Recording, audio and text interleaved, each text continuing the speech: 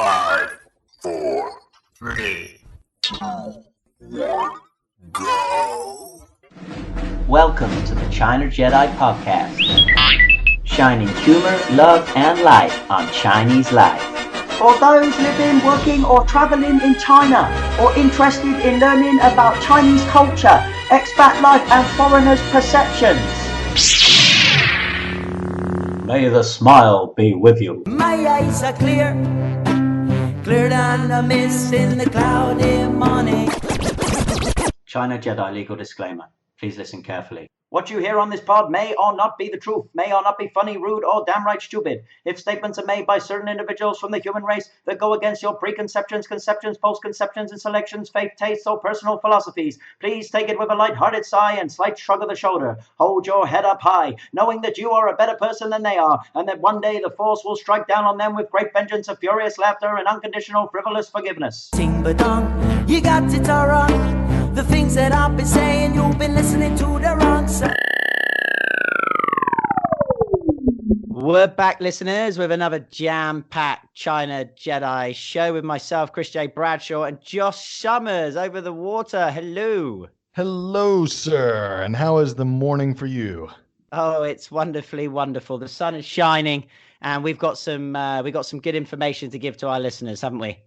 Yes, we do. I think they're going to find it very useful today. Talking about information, what about something physical, like a little giveaway? Tease us today. What's it going to be about?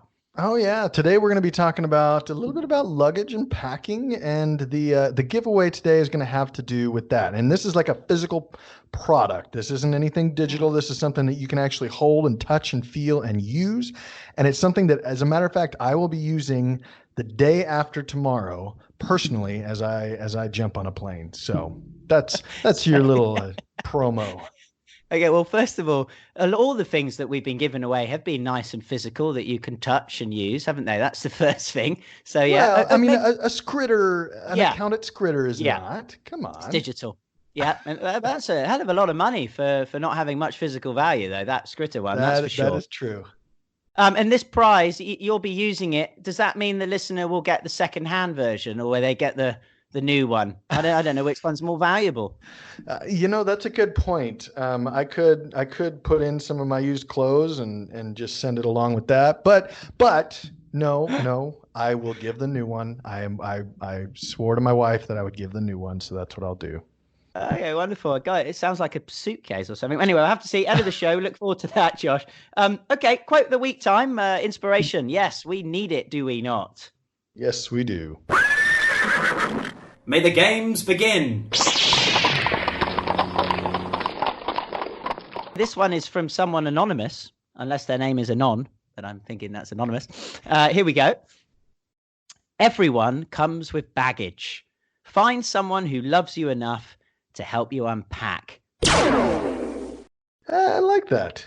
That's a good analogy right there. You know what I've told people, like friends that were about to get married, is just this reminder that you are not marrying the most perfect version of your spouse.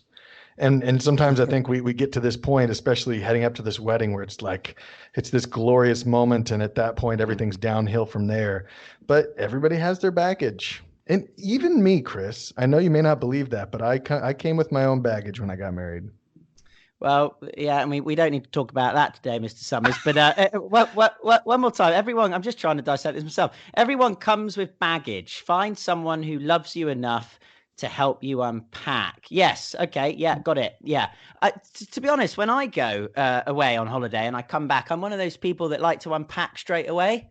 You know, when I get back in the house, I don't want it whereas my wife will just let the suitcase linger over the week and things will come out of it and finally go back in their place. But I'm just not into that. I just get back, I unpack, unless I'm completely zonked, but I'll do it within the first few hours of waking up. What about you? Are you one of those, or do you just kind of let it organically kind of? No, open? I've got to unpack pretty much immediately. I've got to feel like I'm in, or else the trip just is still, it's like a weight on my shoulders. Yes, absolutely indeed. Okay, good stuff, Josh. Let's move on. Let's unpack this episode. Dwayne, Dwayne. Cause this is just the way it's meant to be. This is just the way it's meant to be. This is just the way. So 3-2 down.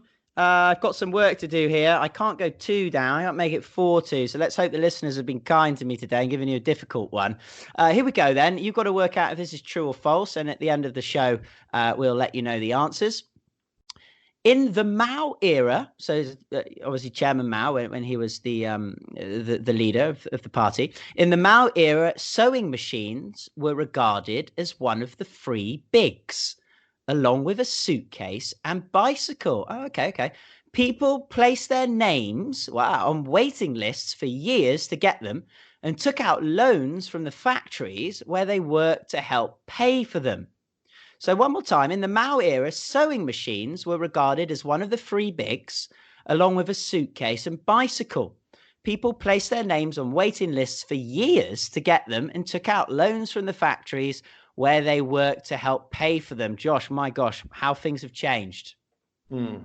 Definitely how things have changed. As a matter of fact, I don't know if I'm trying to remember the last time I've seen a sewing machine either in China or even in anywhere I'm at. Do you guys have a sewing machine at all? No, but I mean, I do see them up in a place called Nanping where they fix shoes. Okay. They have a few sewing machines there too. Yeah, so it is around in the market, vegetable market. There's a sewing lady at the back that actually I take to do bits of sewing with. So they are around, but very much in underground, I guess now, back in the background. Yeah, not inside the home, but yeah, that's interesting. I can see bicycles being obviously of immense value, and a sewing machine.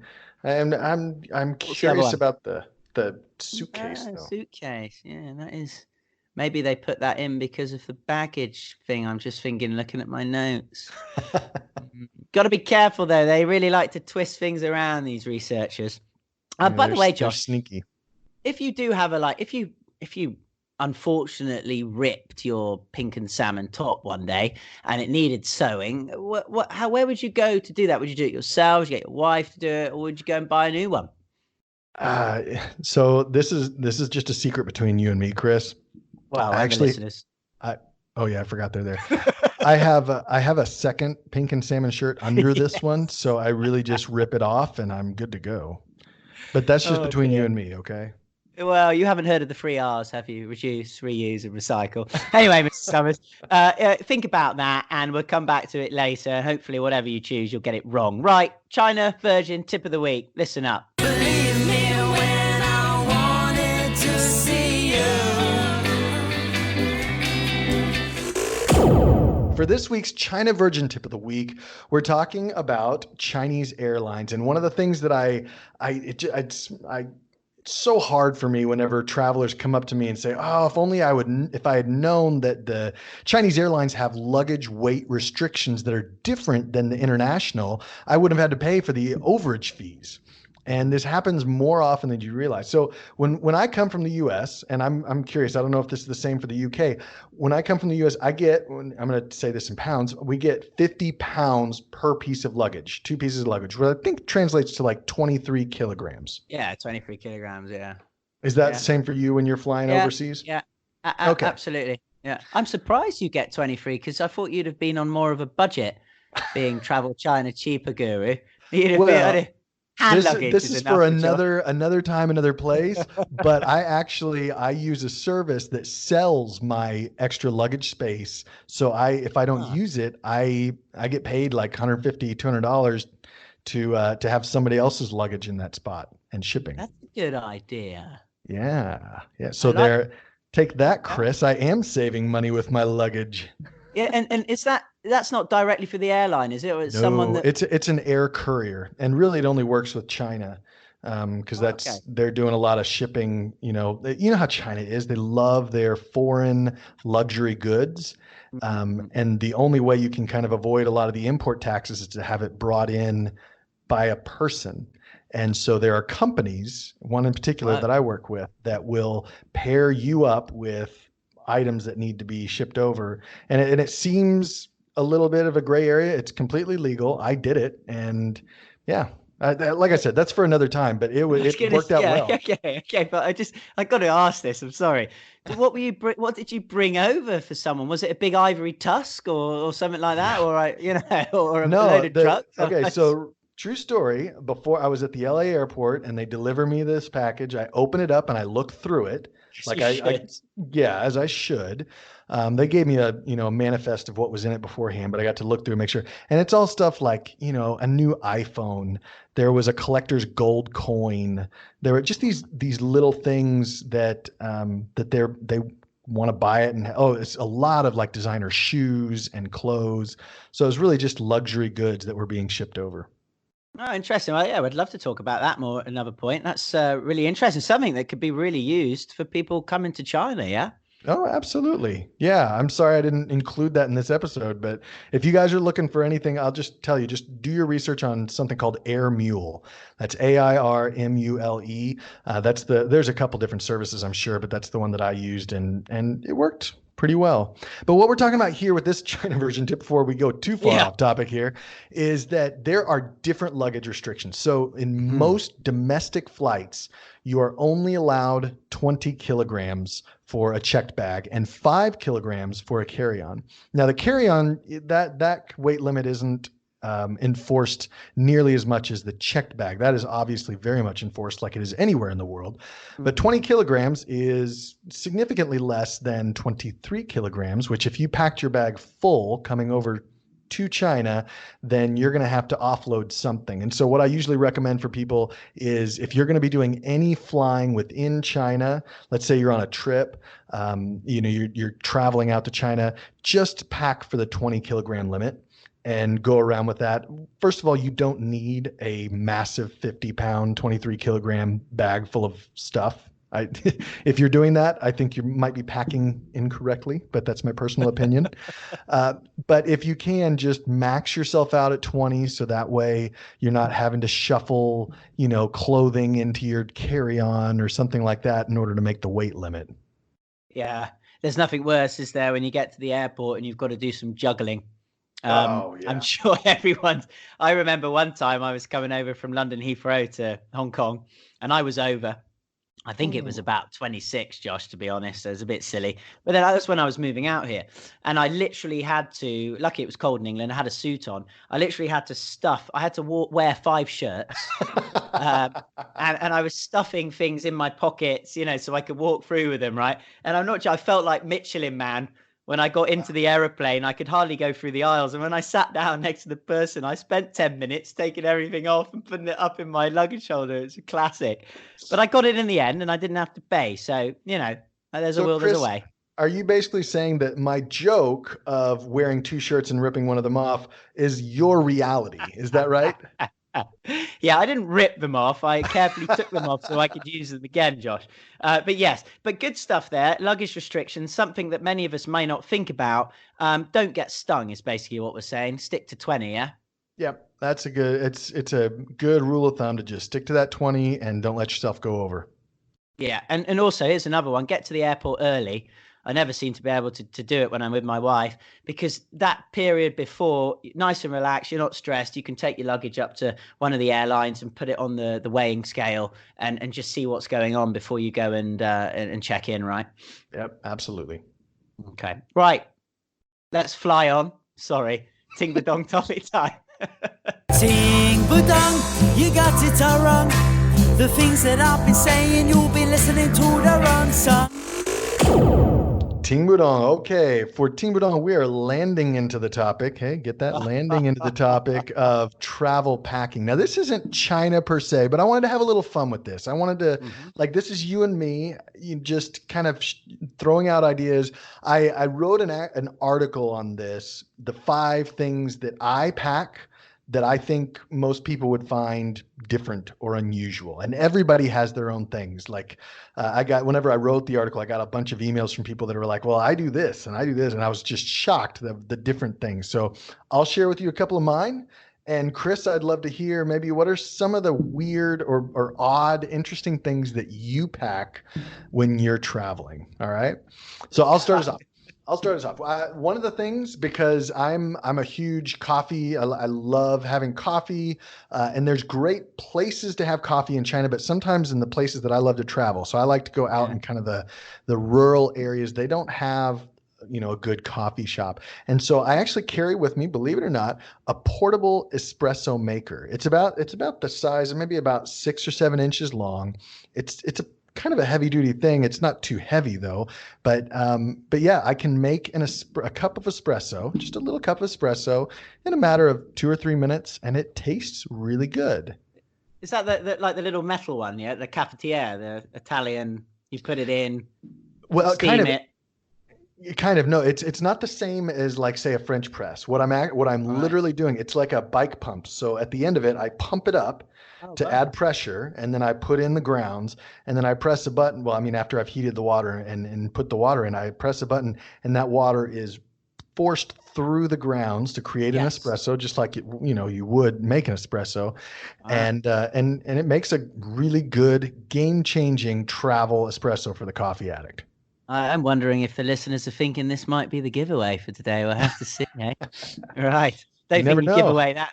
Yeah, by the sound of it, though, it looks like something you'd like to keep. Okay, coffee drinker, because I know a lot of Americans are into their coffee. When I was in America, I couldn't believe how many coffee filters and stuff are left in the hotel rooms. It's amazing. I didn't even know how to use it, really? quite frankly. It makes me giddy, coffee. I've got too much energy as it is. If I have coffee, I just go well overboard.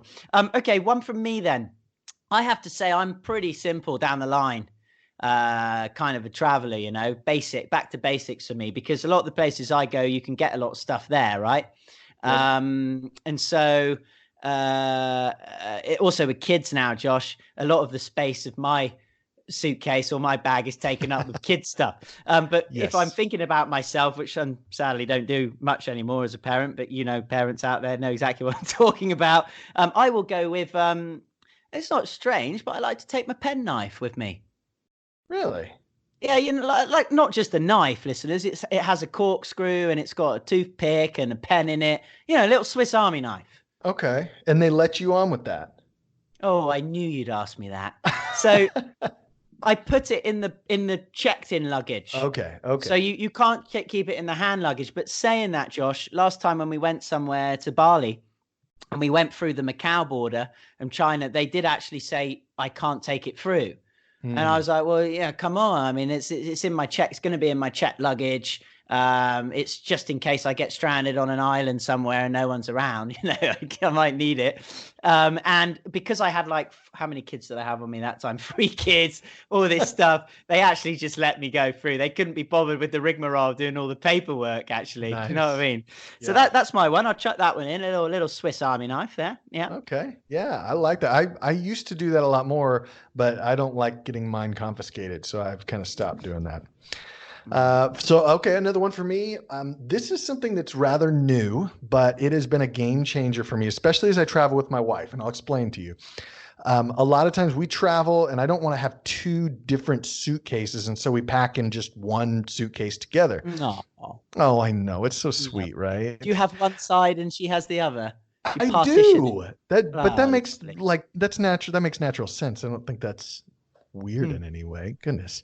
But but with having done that, things still get mixed and they all get moved around after the luggage has been thrown everywhere.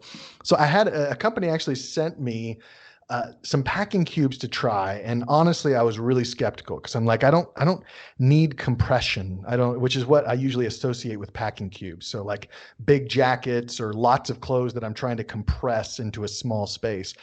And yet what I found is, especially when I'm traveling with my wife and we're both packing the same place, like I have it literally, it's like this zippered bag that I pack all of my stuff in, I zip it up and I put it in.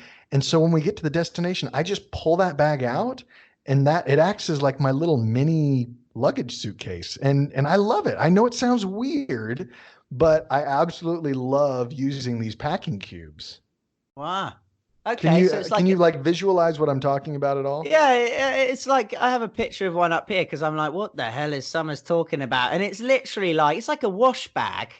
Within a wash bag, different compartments that I guess could be seen as like a mini suitcase in itself that you put in your suitcase. Yeah. Yeah, I mean, some people use it, like I said, for compression. The way I use it, Hmm. and the way I've known a number of other people to use it, is more as like a way of organizing. And this is especially true if you're a backpacker, if you're traveling cheap and Yeah. everything's just gets stuffed in a backpack.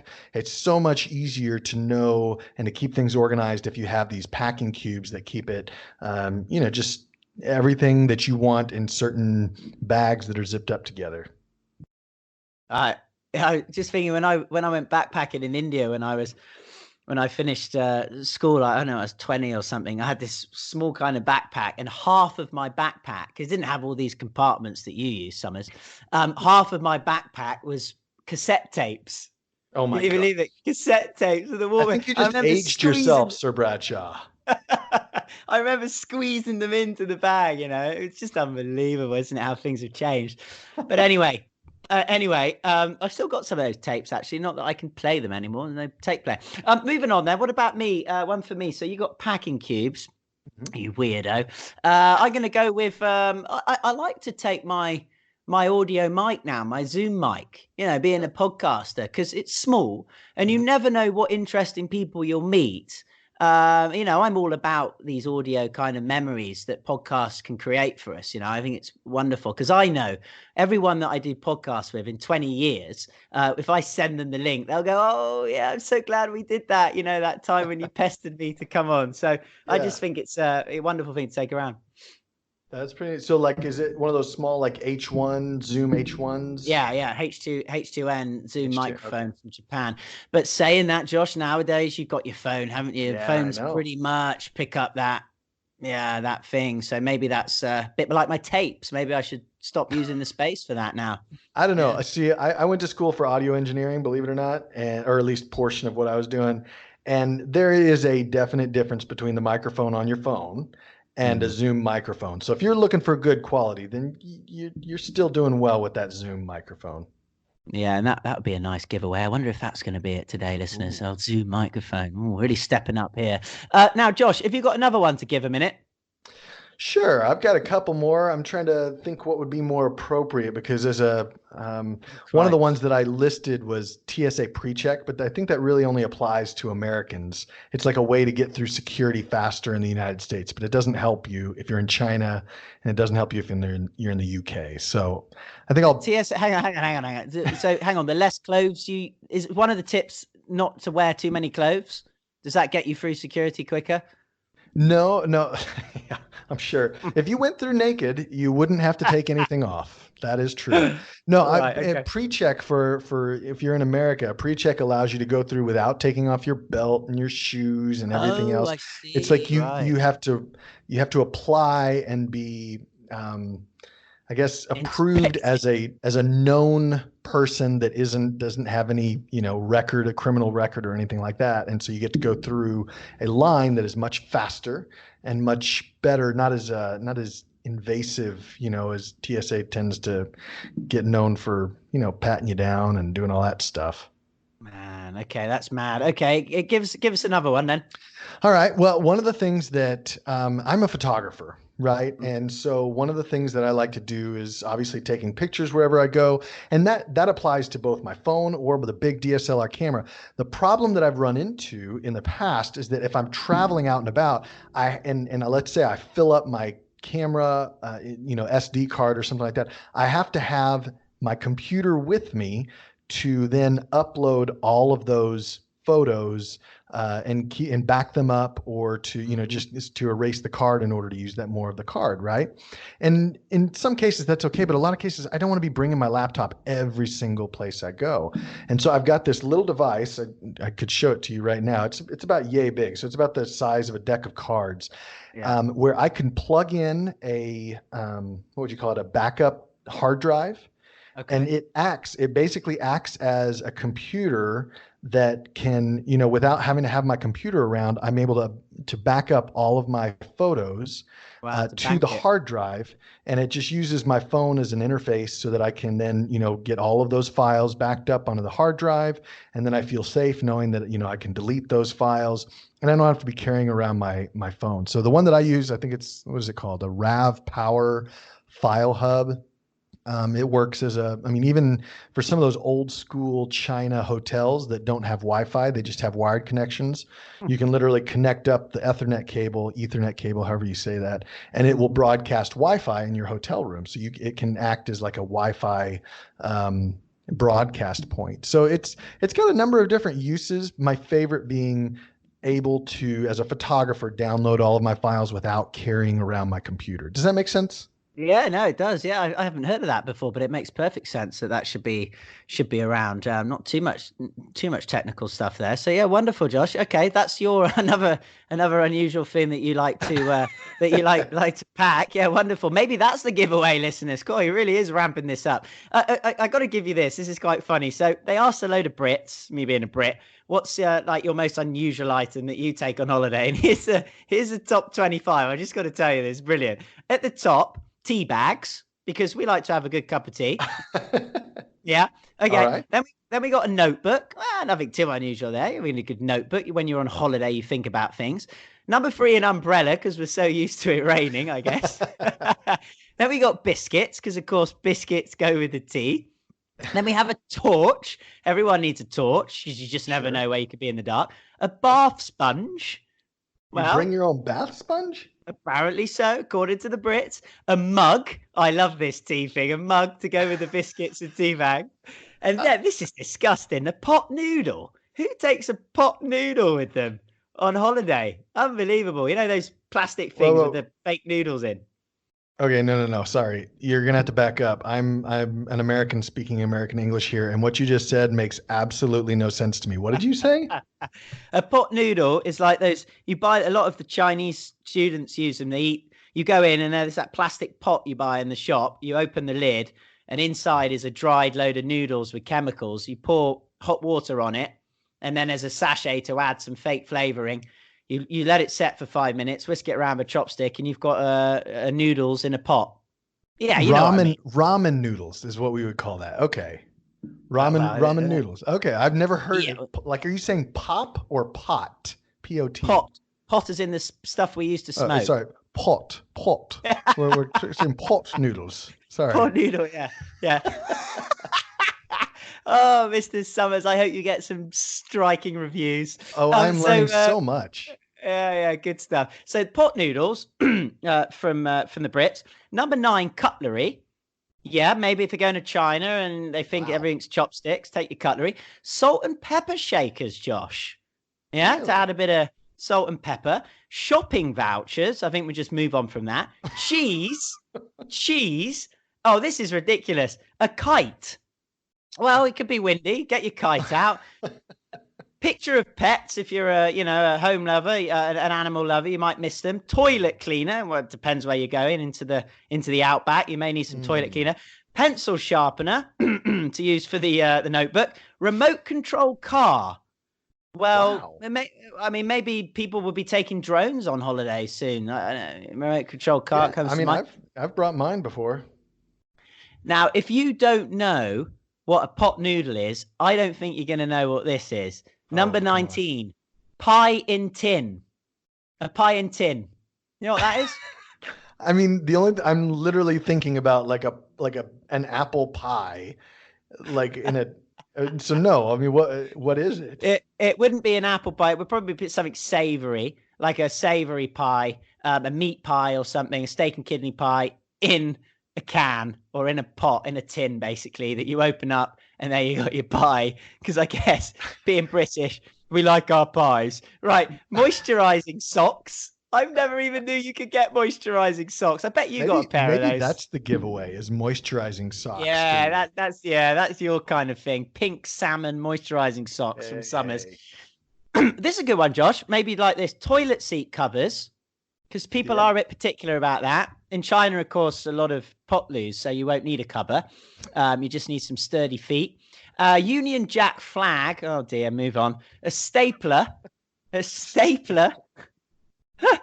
A picture frame, and the last one's brilliant. And it's good to see that only 1% of people said this. 1% would bring on holiday a microscope.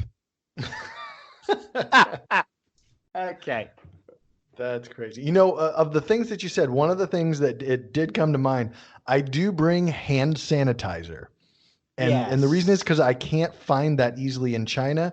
And there have been way too many cases of going into a public bathroom in China. There is no soap, Yeah. and having hand sanitizer is a huge, huge benefit. Yeah, very true. You alluded to that, I think, in an earlier show, didn't you? So Yep. yeah, it's not very big, is it? So squeeze it in. Yeah. Okay, Josh. Anything else on that rather odd and interesting discussion? No, I think I'd be interested if you guys are listening to this and you have something that's just burning in your mind, you've got to share with us about an odd or interesting thing that either you've seen packed or that you pack. You should like either message us or leave a comment because Yeah. I'd love to hear it. Yeah, cheese. Who takes cheese with them on holiday? Oh, unbelievable. Okay, right, good stuff, Josh. Let's get into some Chinese. Jingle, jangle, zhongwen. Oh, WeChat Weixin, WeChat Weixin, WeChat Weixin me. WeChat Weixin, WeChat Weixin, come to my party. Jingle jangle zhongwen. And today we are continuing the theme of luggage and packing by using the term checked baggage. And this is something that you're going to use if you're going into an airport, if you're going to be checking anything onto an airplane. And I think it's important to say that this is only really at an airport because you don't check bags on a train, or at least I've never checked a bag on a train. Have you? Yeah, true. Yeah, no. Yeah, I don't think it's possible. So I'm going to say this. We're going to say this a few times, and you can listen to how to say checked baggage. Okay. 托运行李，托运行李，托运行李。托运行李. Well, that's a tongue twister. Yeah, it really is. I mean, the primary noun that we've got here is the 行李, and that's luggage. And that can be applied to pretty much any type of luggage, whether it's carry-on or checked baggage or anything. What makes it checked is the words 托运, and that's where it signifies you're taking and you're sending it on the bottom of the plane instead of carrying it with you on the top of the plane. I'm just trying to think where an avid Chinese speaker, where someone coming would really use this, Josh. Get to an airport, for example.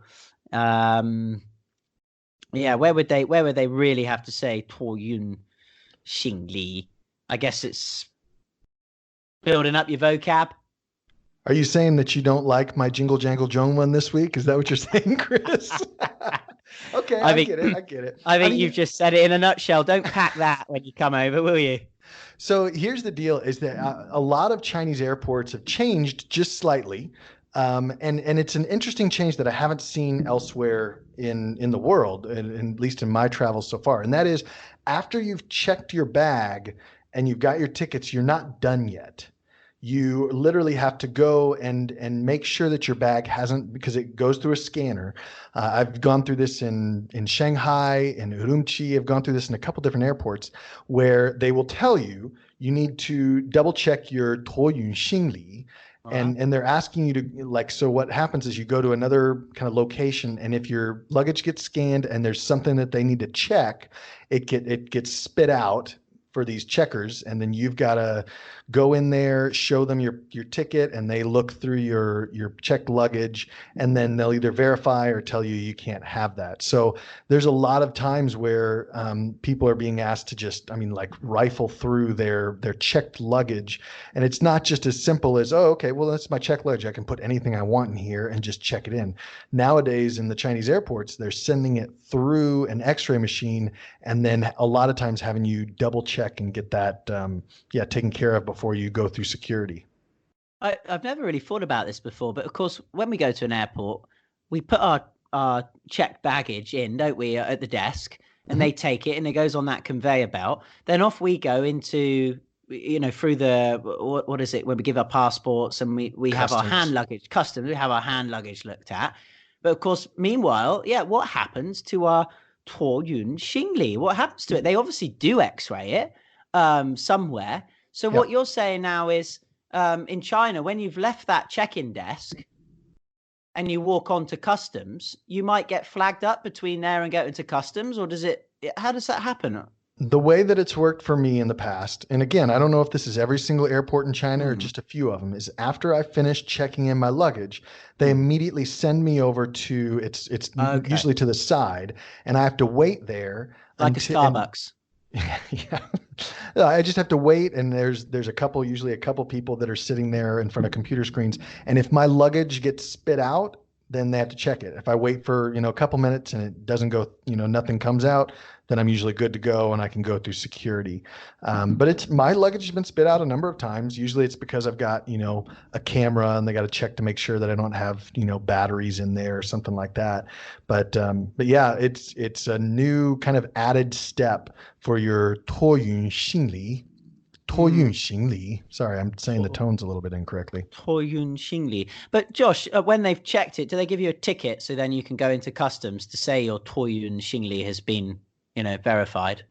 No, I think that it's just the ticket that I have. My boarding pass is what I've never I've always either my luggage has gone through or I've had it checked. I've never had a case where I just left and they had to come find me in some way. I don't know. I don't worry what would happen there. Another thing though, makes me think about, sorry to digress. When we put our bags in normally, the checked luggage, listeners and Josh, and it goes off down that conveyor belt that I've always kind of thought, oh, that's pretty cool. I'd like to be on that. They must check it before it goes on the plane. They must check it. So then what happens if there is something a little bit kind of, oh, we need to check that? Do they open it themselves? Because a lot of people lock the luggage. So what are we putting a load of checked luggage on without really looking what's inside of it? And we're only looking through customs at our hand luggage? No. And here's how I know this, because this has happened to me a couple times where I get my luggage, I go back, I've landed, I picked up my luggage, I go home, I open my bag, and there's a friendly little note that says, just so you know, security and customs looked through your bag and, we just wanted to let you know so that you didn't think anything was wrong. And, I've had it, both Chinese customs has done it and US customs. I've had a friendly note from the TSA that says, we've looked through your bag. Everything was fine. Thanks for flying with us. Wow. And I mean, looking through your bag, some people lock their luggage with these security lock. I guess maybe if they have to, I mean, they're not difficult. They can just get into them then, yeah? That's what we're saying. I don't know. I would be curious to talk to somebody in customs or somebody in baggage to find out what they do in those cases. Because my guess is they just wouldn't let the baggage fly and I don't know, maybe they'd call up a gate agent and have them talk with the passenger that's gone through security. Who knows? Well, if there's any 托运行李 what's the word for manager again? 经理. Jingli, yeah. Yes, so it would be 托运行李 的经理. That is a tongue twister. Yes, 托运行李 的经理. If there's any checked baggage managers out there, we'd love to have you on. I'm sure you're doing a brilliant job. But yeah, I'd really be interested. Maybe they have technology, Josh, that they don't need to go in to the bags. They just scan it very closely and they can really pick up on what's there. I'm sure they do. Okay, wonderful. One more time then for checked baggage in case you need to know what it is. 托运行李. 托运行李. Just to break it down, it means consignment baggage. Correct. Stuff that okay. But we wouldn't usually use well, I don't know. Would you use consignment? Somebody like you, I would have thought, would use that terminology. Yeah. Okay. Hey, Dway, it's time for me to get one back. Here we go. 'Cause this is just the way it's meant to be. This is just the way it's meant to be. This is just the way. Okay, Joshy boy, here's the fact. In the Mao era, sewing machines were regarded as one of the three bigs, along with a suitcase, checked in or non-checked in, and a bicycle. People placed their names on waiting lists for years to get them and took out loans from the factories where they worked to help pay for them. What are you thinking? Give me your answer. Well, I know that, despite the fact that the points don't matter just like nutrition facts on a McDonald's Happy Meal, I'm still very much interested in getting this right. And I think the key for me is the luggage part, because if you can't afford a sewing machine, my guess is you're not going to be traveling anywhere and luggage is not going to be necessary. So I think for that reason and that reason alone, I am going to go with 不对. because I don't think that someone's saving up and thinking that a piece of luggage is a really, really valuable piece, because they're probably not going to be able to travel anyway. Well, and I wonder if first thing I wonder, I hope McDonald's won't be contacting us after you make their Happy Meals or whatever. Although you do have a point. And the next thing is, I think in that era, I don't think many people traveled, to be honest. Yeah. So let's see. Okay, I'm opening it up. I've got a feeling you might be onto something here. Yes, let's have a look. It is indeed that fact.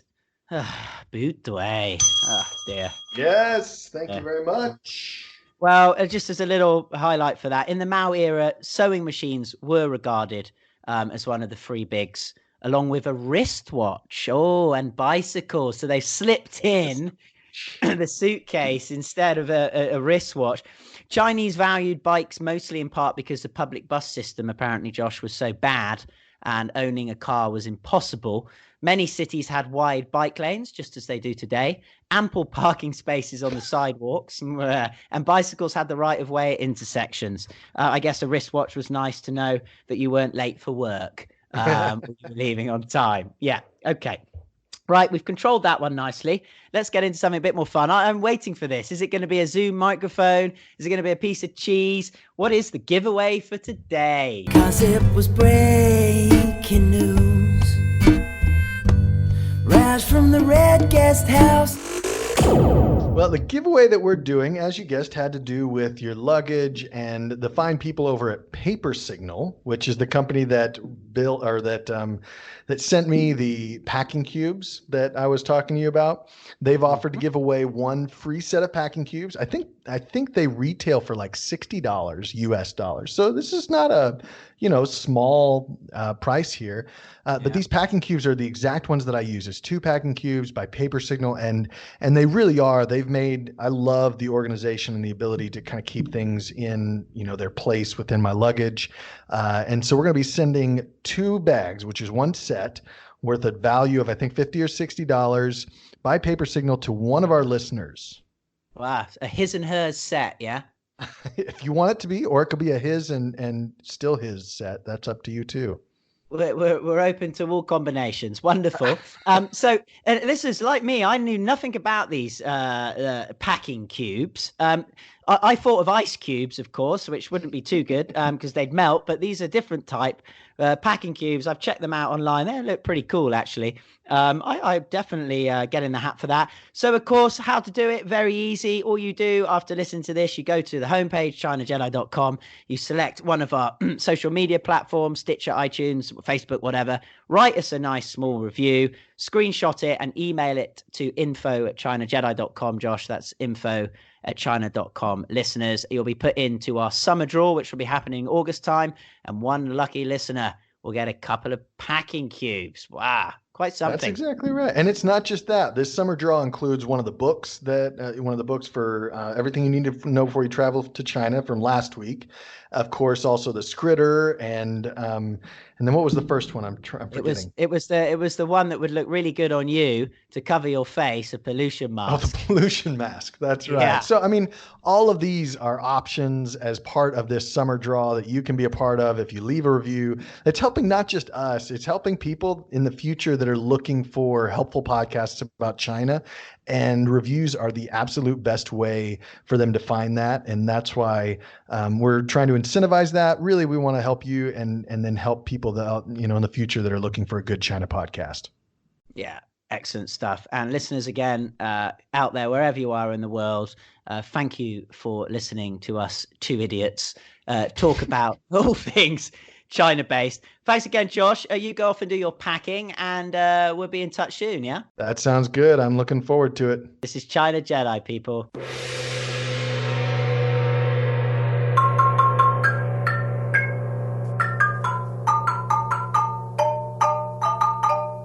If you enjoy listening to the China Jedi podcast and want to get involved, either by asking a question, expressing your opinion, good or bad, light or dark, or even appearing as a special guest, then get in touch by emailing our team at info@ChinaJedi.com. That's info@ChinaJedi.com. May the smile be with you.